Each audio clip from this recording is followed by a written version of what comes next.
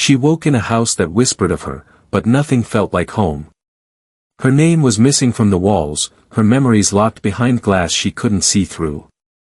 A dog waited by the door, silent, patient, as if he'd been guarding her soul for years. He leads her to forgotten streets, to voices that tremble when they say her name. A park bench etched with a promise. A song only her hands know how to play. A boy's drawing hidden inside a library book. Pieces of a life erased, not by time, but by someone who needed her to forget. A letter never mailed. A son lost in silence. A friend too helpful, too present, too perfect. Each step brings her closer to the truth. Each memory brings her further from the lie. And when she finally opens the last door, the person waiting on the other side will pray she never remembered a thing. It all started with the wind tapping gently against the windowpane, like an old friend knocking without urgency, patient and quiet, waiting for someone to come to the door. The kind of wind that doesn't stir the curtains or shake the trees, but just sits with you in the silence and reminds you that time is still moving, even when you've forgotten how to measure it. The light came next, morning light, that soft golden kind that stretches across hardwood floors like warm honey, slow and generous. It slid across the edge of the bed, up the faded quilt, and touched the face of a woman lying still, eyes open, but seeing nothing she recognized. Her name was Martha. That much would return to her later. But in that moment, there was only a blank stillness behind her eyes, like a theater before the curtain rises, something waiting, but not yet alive. She sat up without gasping, without fear, just confusion that ran deep and silent like a river under ice. She scanned the room with eyes that carried years of living, but none of them seemed to belong to the walls that surrounded her. The wallpaper was pale green, patterned with climbing roses that had begun to peel at the corners. A wooden dresser sat beneath a mirror clouded by time, and on it, a single framed photograph faced the bed. The woman in the photograph had laughter in her eyes. Not the forced kind, but the easy joy of someone who knew her place in the world. She had silver hair tucked behind one ear, a red scarf wrapped around her neck, and her hand resting gently on the head of a dog, a German shepherd, full-grown, sharp-eyed, and regal. Martha stared at that photo for a long time. The woman looked kind. She looked strong. But Martha didn't know her. She rose carefully, legs stiff from sleep, or was it something else? Her feet found the floor like they'd done it 1,000 times before, even if her mind protested. The room felt used, lived in, even loved. But not by her. Not anymore. There were no personal items on the dresser. No name tags on the clothes in the closet. No birthday cards, no medicine bottles with labels, no calendar with circled dates. Everything was clean. Tidy. Neutral. It was a house made to look like a home, but somewhere along the way, someone had taken all the pictures off the walls. She opened the door and stepped into the hallway. The air shifted. Warmer. Deeper. There was a faint scent she couldn't place, lavender, maybe, or liniment oil, or old cedar. The hallway stretched longer than it should have, too many steps for a house this size.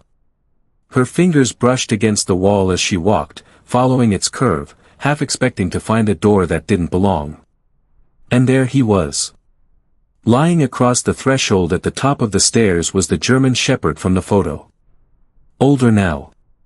His muzzle dusted with gray, his body heavier, his eyes slower, but still sharp, still watching.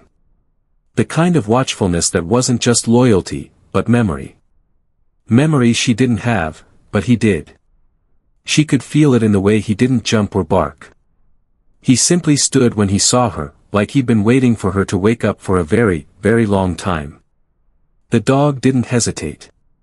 He turned, took a few steps down the hallway, then looked back to see if she was following. And she did, not out of trust, but because she had no other direction to move in. He led her past closed doors. Some of them she reached for, then thought better of. Others seemed to shrink as she passed, like old wounds not ready to open. Finally, He stopped in front of a door that was already ajar.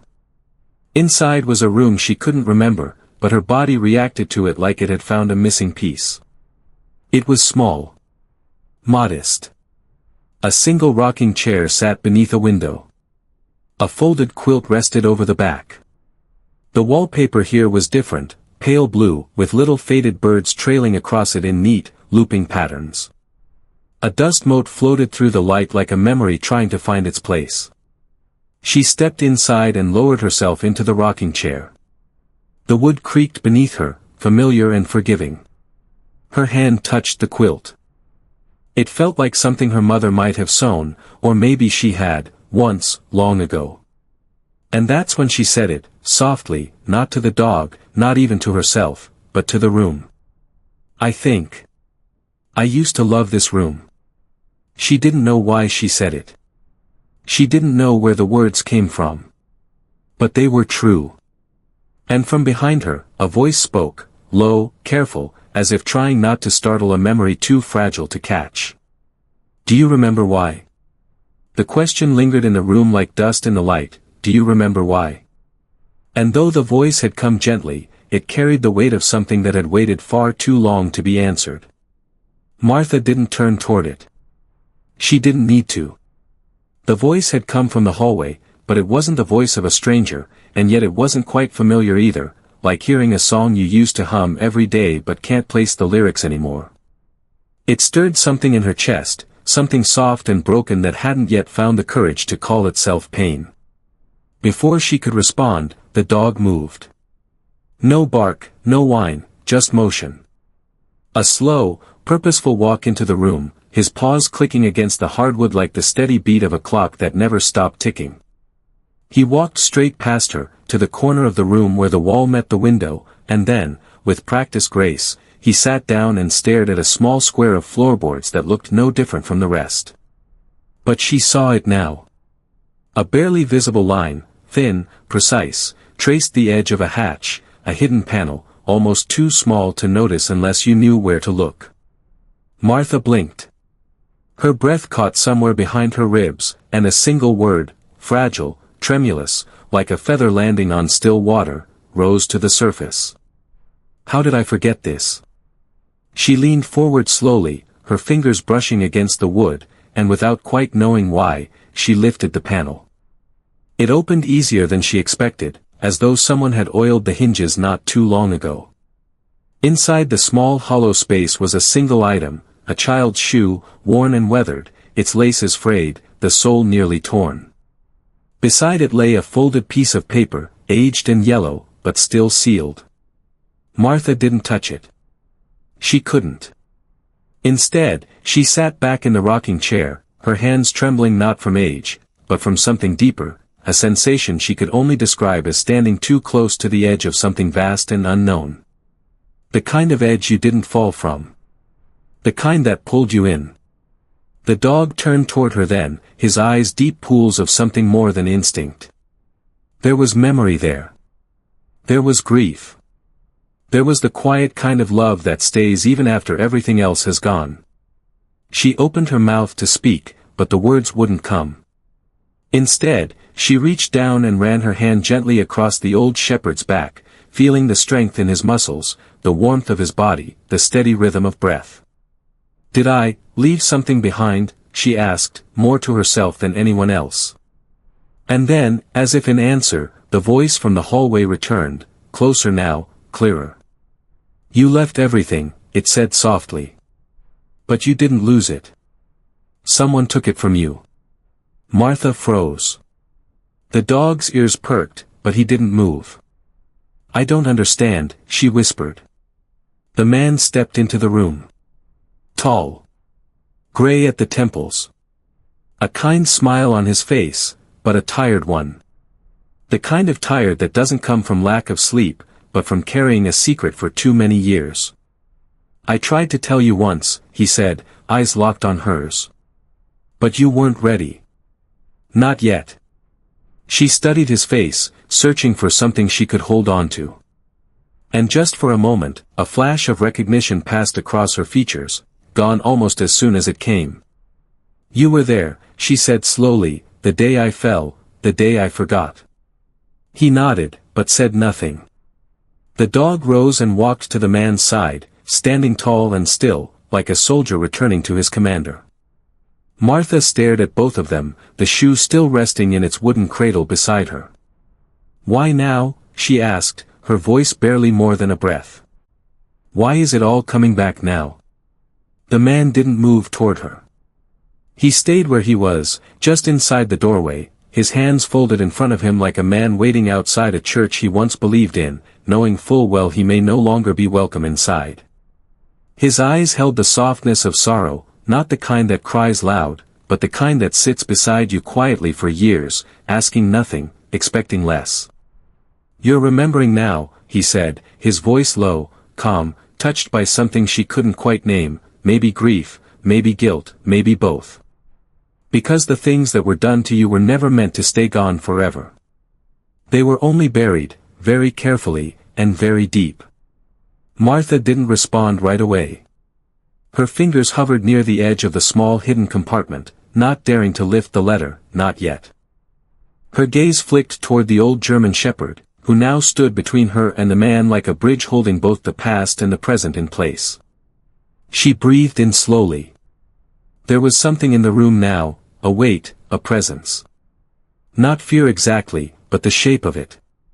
A shape she'd known before. The man took a single step forward. His shoes made no sound, and yet the silence seemed to react to him, tightening, listening.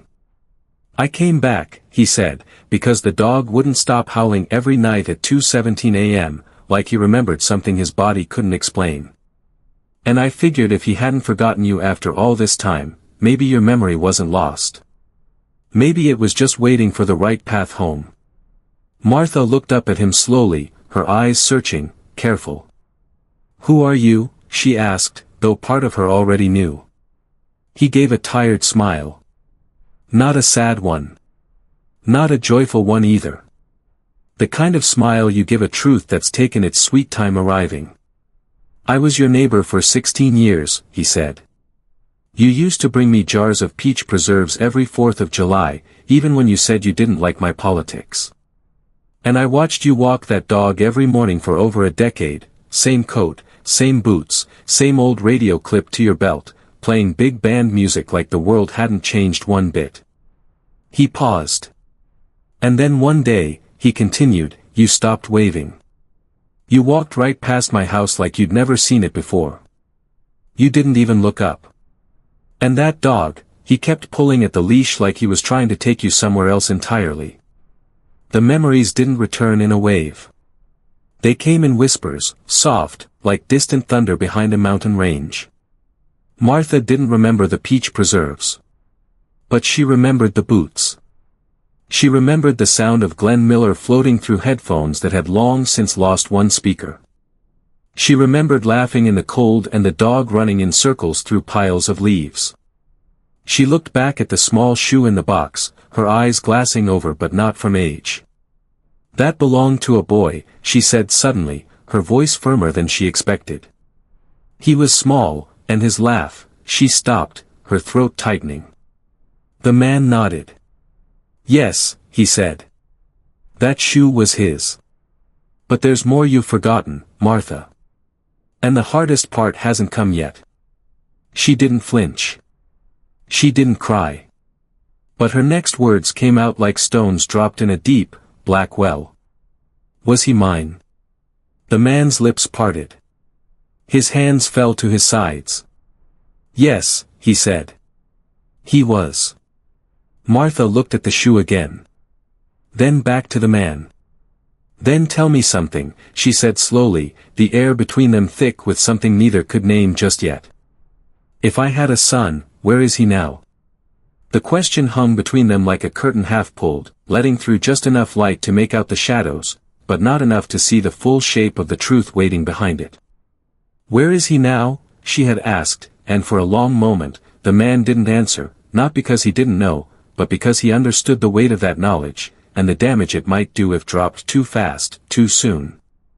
Finally, he spoke, not like a man delivering a fact, but like someone walking barefoot across a bridge that might collapse under the weight of old grief. "He's alive," he said softly, his voice steady, but wrapped in a kind of caution you only learn after burying the truth too many times. "He grew up. He's a man now. Lives about 2 towns over, near the lake. Teaches woodshop at the community college. Got a son of his own." Martha blinked once. Her mouth opened, but no sound came out.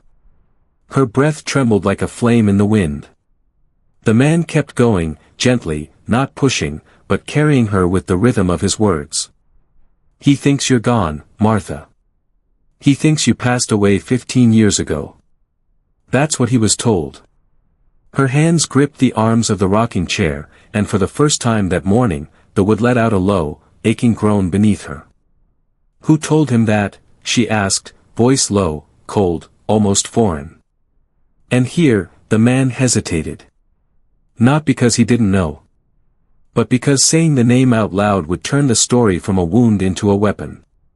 "You wouldn't believe me if I told you," he said quietly. "At least, not yet. But you will. The answers, they're coming. One by one." Martha looked down again at the shoe in the box. Her fingers hovered above the folded paper beside it, but still she didn't touch it. Something inside her warned that opening that letter might open more than she was ready to see. The dog moved closer to her, resting his chin gently on her knee, his eyes locked on hers, not as an animal seeking affection, but as a witness asking her to be brave.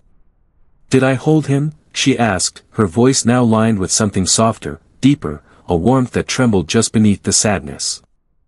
"Did I tuck him in at night? Did I kiss his forehead and tell him he was safe?" The man swallowed hard. "Yes," he said, nodding slowly. "You were a good mother, Martha. Better than most. And he loved you like the sun loved the morning." She exhaled slowly, like someone letting go of something they hadn't realized they'd been clinging to. "But one day," the man continued, his voice dropping like a stone into deep water, "something happened. Something none of us saw coming. And you were taken from him, not just physically, but in every way that matters." Martha looked up sharply. Her eyes, though clouded with time, narrowed with the old fire of someone who'd known how to stand tall when it mattered. "Taken?" she asked, her voice firm now, stripped of confusion, layered with rising steel. "Taken by who?" The man didn't flinch. But he didn't answer either. Instead, he stepped aside and nodded toward the hallway behind him, where a narrow path led down toward the back door of the house, the glass glowing softly with the light of mid-morning sun. "There's someone else you need to see," he said. "Someone who remembers what you did that nobody else would believe." Martha looked past him, toward that path, the way ahead suddenly as quiet and uncertain as her own memory. The answer came not from the man in the hallway, but from the old German shepherd, who rose slowly from Martha's side and padded toward the back door, his steps deliberate, his head held low, not in shame, but with the kind of purpose that only comes from knowing exactly what waits on the other side of silence. The man followed, without a word, and Martha, after the briefest hesitation, rose from the chair that had once felt so familiar and stepped carefully into the hall, her hand brushing the wall as if steadying herself through the layers of memory she could almost touch but not yet claim. "The truth doesn't ask what you can handle," the man finally said as they reached the door, his voice steady but touched with something mournful, like he had watched too many good things disappear without explanation. "It just waits. And when you're ready, it walks right through the front door whether you like it or not." They stepped outside. The morning had grown into late day without her realizing it. The light was warmer now, filtered through the tall trees beyond the yard. The air smelled faintly of cut grass and old smoke, like someone nearby had burned leaves earlier that week and the scent still lingered in the soil. It was the kind of scent that made Martha's chest ache, not because she remembered it clearly, but because she should have remembered it. It felt like something once sacred. There, on the far end of the porch, sat a man in a wicker chair. He wore a navy coat, despite the warmth of the day, and his hat sat low on his forehead, shielding his eyes from the sun. A walking stick leaned against the armrest, and beside him, an old leather-bound notebook rested on his lap, one corner curled from years of use. As Martha stepped forward, the dog moved ahead and sat directly at the man's feet, placing one paw gently on the tip of his shoe, like a ritual they had performed countless times. The man lifted his head. And when he spoke, his voice was soft and dry, like parchment paper unfolding after decades in a box. But beneath it was something else, something fierce and undeniable. "I remember you, Martha," he said. "Even when you didn't." She took a cautious step closer, her eyes locked on his. "Who are you?" she asked, not out of fear, but out of that aching hunger only the forgotten ever truly understand. "I was your friend," he said. "Once. Before the forgetting. Before the stories were taken apart and put back together all wrong." Martha's breath caught in her throat. "I don't remember a friend," she whispered, almost apologetically. The man smiled. It wasn't a sad smile. It was patient, like a man who's seen storms come and go and knows better than to rush the sun. "You wouldn't," he said. "Because the one who called himself your real friend made sure of that." She sat down across from him, slowly, the porch groaning under her weight as if welcoming her back after years of absence. The breeze stirred a single dry leaf across the floorboards. Somewhere in the distance, a wind chime gave one long, lonely note. The man opened the notebook and turned it toward her. Inside, in a hand she didn't recognize, but somehow trusted, was a sketch. It was a child. Laughing. Standing beside a woman who held his hand. The woman had her eyes closed, like she was listening for something deep inside the silence. "That was your son," the man said gently. "Drawn from memory, the night they took you away." Martha's hands trembled. "Took me away?" she asked, the words landing heavy in the afternoon light. "Where did I go?" The man on the porch didn't answer right away. He closed the notebook slowly, with the kind of reverence you give to a sacred thing, and set it gently on his lap as if the weight of that memory might still shift and slip out if not handled with care. He stared out past the trees, where the light fell like gold on the grass, and you could almost forget the world was ever cruel. "When they took you," he said finally, "it wasn't in a storm, or with handcuffs, or sirens. It was quiet, too quiet. That's how you know when something's wrong in this world, Martha. Evil doesn't always knock loud. Sometimes it slips in through the back door with a clipboard and a smile." Martha leaned forward slightly, her hands curled in her lap, fingers nervously working over the hem of her sleeve. "They said you were confused," the man continued, his voice like a slow river winding around old stones. "That you'd become a danger to yourself. They didn't ask you questions. They asked him. The one you trusted. The one who had your papers, your keys, your truth in his back pocket."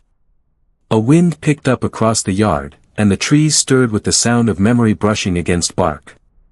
The dog didn't move from the man's feet, but his ears turned slowly toward the house, as if something inside had begun to listen. "They took you to a place called Hollow Pines," the man said, each word falling like a stone into a deep, cold well. "Pretty name. Warm paint. Soft blankets. But it was built for forgetting. That's what they do there. They give you a room, and a number. They take your name off the mailbox and call it kindness." Martha's face didn't crumble, not yet. But something behind her eyes changed, like a door slowly inching open in the dark. "Was I sick?" she asked, her voice barely above the whisper of the wind. Was it my mind?"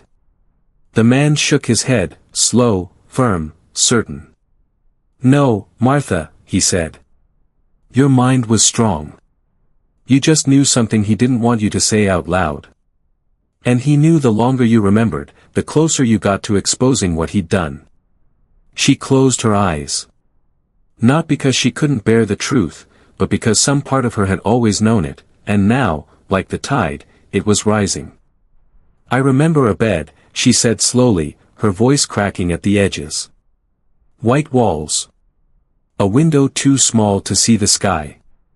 And someone brushing my hair, someone who smelled like mint and cigarettes." The man smiled softly. That was Nurse Jolene, he said. She didn't believe the story either. Said you didn't belong there, not the way you laughed at her jokes and folded your napkin every meal like you were still waiting on guests to arrive. Martha opened her eyes. What happened to my house? She asked. My things? My photographs? The man's jaw tensed, and for the first time since she'd met him, there was anger in his voice, not wild or reckless, but the slow-burning kind that stays warm for years. They sold it, he said. Piece by piece. Said it was to pay for your care.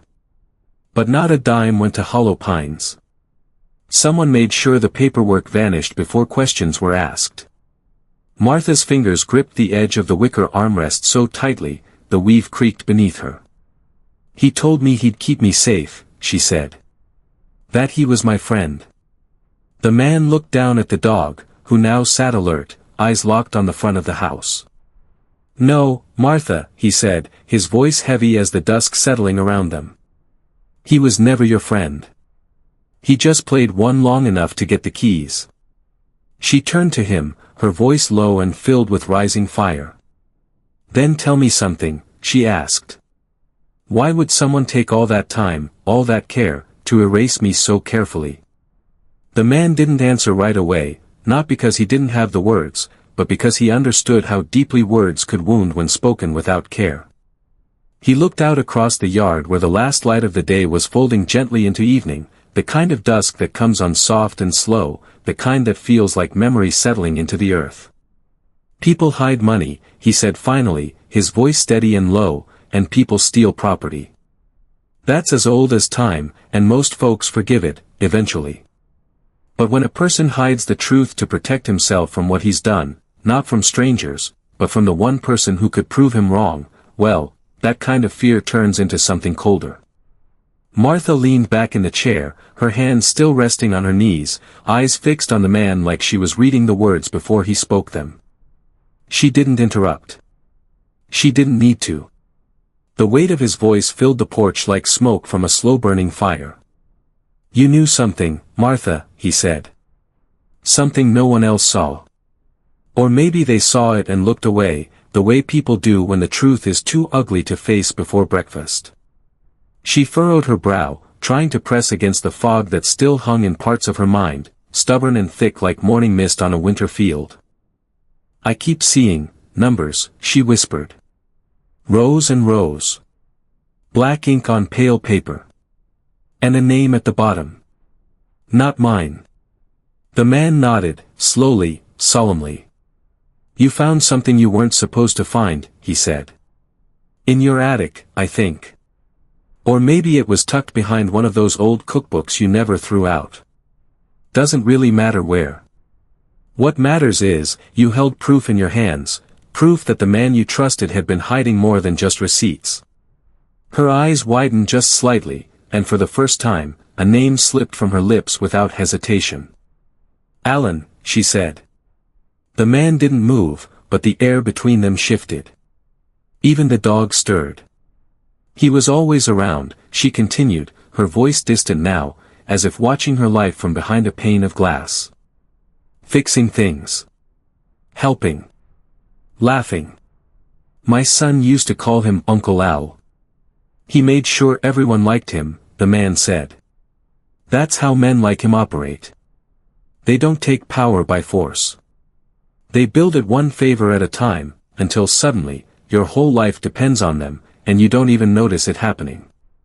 Martha closed her eyes for a moment, and behind her eyelids, she could almost see it, an office, dimly lit. Papers spread across the table. Her own handwriting in the margins, circled dates, calculations scribbled hastily. A moment of clarity. A decision to confront him. And then, darkness. Not violent. Not loud. Just absence. He knew I'd go to the police, she said slowly, opening her eyes. He knew once I remembered where the money went, I'd take everything from him. The man looked at her then, not with pity, not even sympathy, but with the kind of admiration reserved for people who stood tall even after being cut down. That's why he erased you, Martha, he said. Not because of what you had, but because of what you remembered.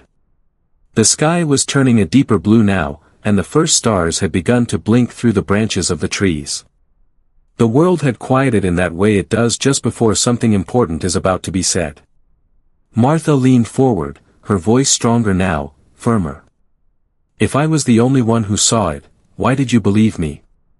The question settled into the quiet like a stone sinking into a deep, still lake. Why did you believe me? And for a long moment, the man said nothing, his gaze turned toward the horizon where the last of the day's light had faded into the gray hush of twilight.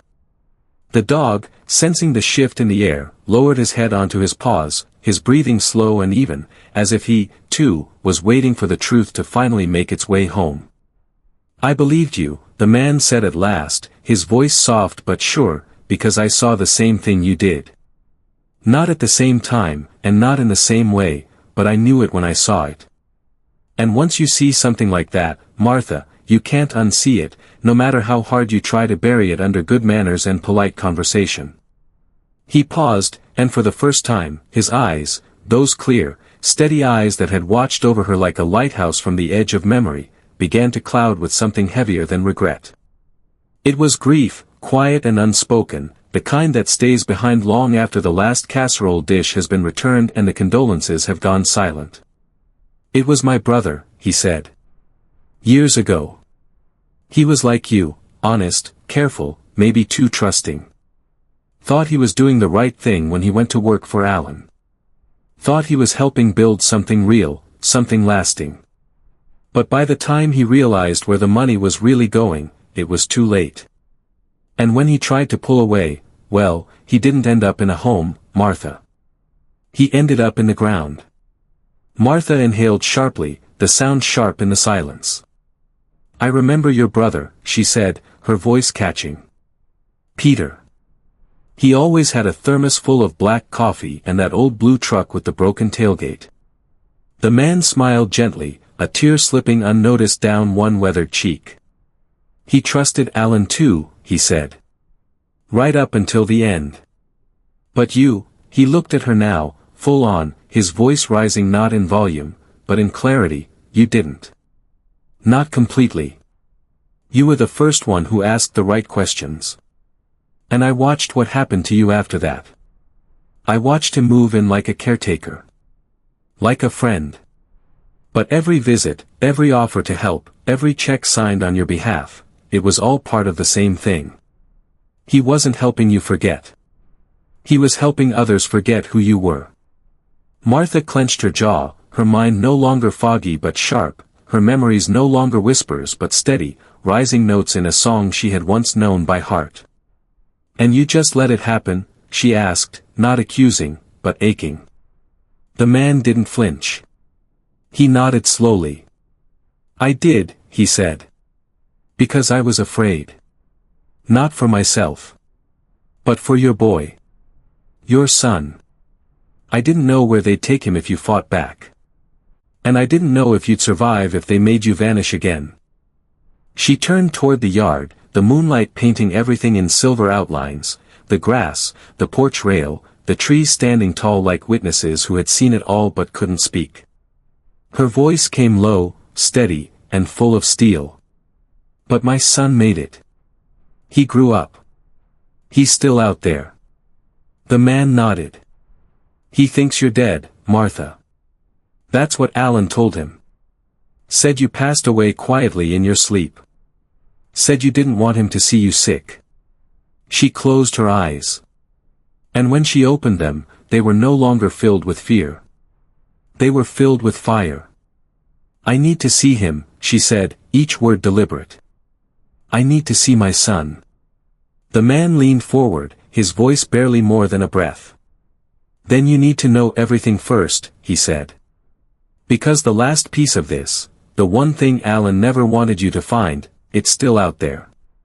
Martha turned to him, her eyes locked on his. Where? She asked. Where is the last piece? The answer came not in words, but in motion, slow, certain, and impossibly familiar. The old German shepherd, who had spent the day like a living thread stitching together the unraveling of Martha's forgotten life, rose from his spot on the porch, stretched his legs, and turned toward the house. Without hesitation, he walked through the back door and down the long hallway she barely remembered, his nails clicking softly on the floorboards like a metronome counting out the last beats of silence before revelation. Martha followed, her hands trailing lightly across the wall for balance, though her steps had grown steadier with each truth that found its way back to her. The man walked behind her, quiet now, his role no longer one of storyteller, but witness, there to see the moment truth met memory face to face for the first time in years. They stopped before a door. It was narrow and unassuming, tucked between the linen closet and a framed photograph of sunflowers in a field. The kind of door that disappears into the background of a house until the day someone finally turns the knob. "It's been locked for 17 years, the man said, his voice almost reverent. He told everyone it was just storage. That you didn't like people going in there. That it was full of things too painful for you to face." Martha looked down. The dog sat beside the door, his eyes fixed not on the handle, but on her face, waiting. She reached into the pocket of her cardigan and pulled out a small, tarnished key. It had come loose from the lining days ago, but she hadn't known what it belonged to. Until now. She slid it into the lock. The click was soft, but it echoed down the hallway like the toll of a church bell in a sleepy town. The room inside was dark, but not dead. The air was dry, preserved. Not musty or stale, but undisturbed, like something sacred had been kept breathing behind that door. She stepped in slowly, and the dog followed without a sound. There, in the center of the room, sat a table. And on that table, stacked with obsessive precision, were boxes. Dozens of them. Each labeled in Martha's handwriting. Each dated with a month, a year, a title. Martha reached out and lifted the lid of the first one. Inside were photographs, of her son, year by year. School pictures, birthday parties, swimming lessons. Notes in her voice, "Liam lost his first tooth today, and he cried when I left for work, but he smiled when I came home." Each note had her handwriting. But not one had ever been mailed. The second box was worse. Financial documents. Ledgers. Withdrawals. Her signature forged again and again with increasing confidence. Money missing in strange patterns. Transfers she never made. Her son's college fund drained and rerouted. All under Alan's name. The man behind her stepped closer but didn't touch anything. "He never burned them," he said, almost amazed. "He couldn't. Because if he ever needed to make you forget again, this room would remind him how." Martha ran her fingers across a single piece of paper, the one she remembered now more clearly than anything else. It was a statement. The one she'd shown him. The moment everything shifted. The very last thing she remembered before the lights went out in her life. A slow breath left her body, and when she turned, her voice was calm, calmer than it had been all day. "I was never sick," she said. "He made me disappear before I could make him pay." The man nodded. "And now," he said, "you have what he feared most, yourself, and the proof you were never wrong." Martha looked back at the boxes, each one a year lost, a lie told, a truth hidden in plain sight. "Will he still come?" she asked. The man's expression darkened, his voice quiet and heavy with something that hadn't yet passed. "He always does, Martha," he said. "Especially when he thinks there's still something left to take." The knock came just after nightfall, soft and deliberate, like someone knocking on a door they already believed would open. Martha froze in the hallway, her hand still resting on the doorframe of the room she'd kept locked for 17 long years, a room that had just returned her life piece by piece. The dog growled, not loud, not wild, but low and certain, a sound that spoke more of recognition than fear. The man who had walked with her this far, the one who'd kept watch through the years like a sentry for the forgotten, didn't move toward the door. Instead, he looked to Martha, offering no advice, no warning, only quiet respect. "You already know who it is," he said. She did. Even before the voice came through the crack in the door, she knew. That voice, that calm, careful voice, had once told her to rest while he handled the bills, to take her medicine and trust the doctors, to let go of the past and focus on the garden and the weather. That voice had once poured her tea and told her the world was too complicated for her now. "Martha," it said, smiling through the wood. "I was in the neighborhood. Just thought I'd check in. You know, like old times." Martha didn't answer. Not right away. She took her time stepping down the hallway, each footfall soft but deliberate, passing the photographs on the wall, the ones he'd once taken down and stored in silence. She saw herself in every frame now. Her son, too. Their life. Whole again. When she reached the front door, the dog stepped beside her and stood still. No barking. No tail wagging. Just stillness. Guarded. Certain. Martha opened the door. There he was. Alan stood on the porch, neat as ever, in that same gray coat he always wore in colder months. His smile hadn't changed. That same gentle curve that once convinced neighbors, nurses, and lawyers that he was acting out of kindness. But his eyes, they were scanning the room, searching for signs of weakness, checking the corners for shadows he hoped were still in her mind.